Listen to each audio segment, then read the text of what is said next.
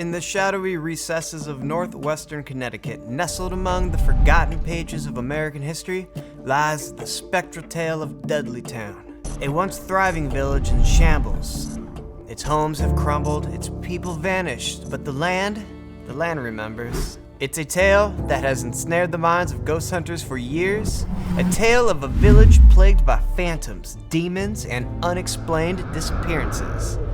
All allegedly the result of a curse brought over by the Dudley family from the old world. But was this curse real, or merely the product of overactive imaginations? Let's delve into the shadows and find out. In the heart of Connecticut wilderness, there is a village named Dudleytown. Today, all that remains are cellar holes and stone foundations, the skeletal remains of a once vibrant community. The roads that once led to this place are now mere trails, trodden only by the most adventurous hikers and the occasional ghost hunter. Despite the prohibition, even the bravest and the foolish still dare to venture down the ominously named Dark Entry Road, seeking the thrill of the unknown in the heart of the shadowy woods. Of the thousands of miles of roads here in Connecticut, this is a road less traveled. Sawmill City Road is a roughly 1.5-mile stretch in Shelton that's classically creepy. Now, you see, the tale of Dudleytown begins with a man named Thomas Griffiths. One of the first settlers in the region, he owned half the land where Dudleytown would later stand. However, it wasn't until the arrival of Gideon Dudley in 1747 that the village got its name. Gideon and his brothers who followed him to the region are said to have brought a curse with them, a curse that has allegedly plagued the region ever since. The origins of this curse trace back to England in 1510, where Edmund Dudley was beheaded for conspiring against King Henry VIII. Well, legend has it that a curse was placed on the Dudley family, dooming all descendants to be surrounded by horror and death. Now, the Dudley family did indeed suffer a series of misfortunes. But was it the Dudley Curse, or was it simple bad luck? Fast forward to the New World, where descendants of the Dudley family, despite the grim events that surrounded the Dudley family in England and France, there are doubts about whether any curse really followed them to America. I mean, after all, for the curse to really have been passed down to account for all the hauntings of Dudleytown, William Dudley would have had to have been the son of Robert, Earl of Leicester, but he wasn't. So while we can safely say that Dudleytown was never cursed, doesn't mean that it wasn't tainted in some other way.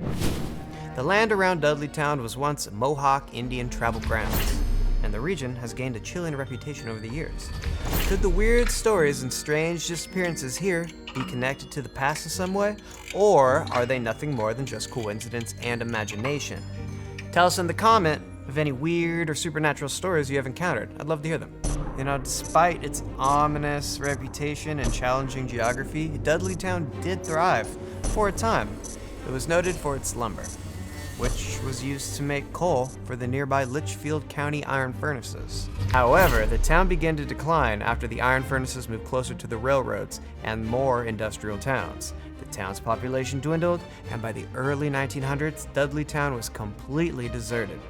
But the story doesn't end there. Over the years, visitors of the ruins of Dudleytown have reported strange incidents and ghostly apparitions. Some researchers refer to the area as a negative power spot. As the legend goes, there's a group of people hiding in the woods, possibly a group of monsters. It's a place where entities from the other side enter this world. Could this explain the strange events of Dudleytown's history, like the eerie reports, the strange creatures, or maybe even the outbreaks of insanity and madness?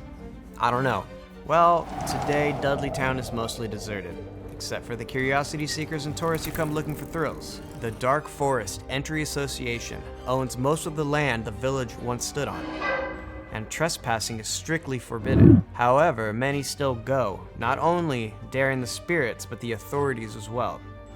So, was Dudleytown really even cursed, or was it simply a victim of geographical location and the passage of time?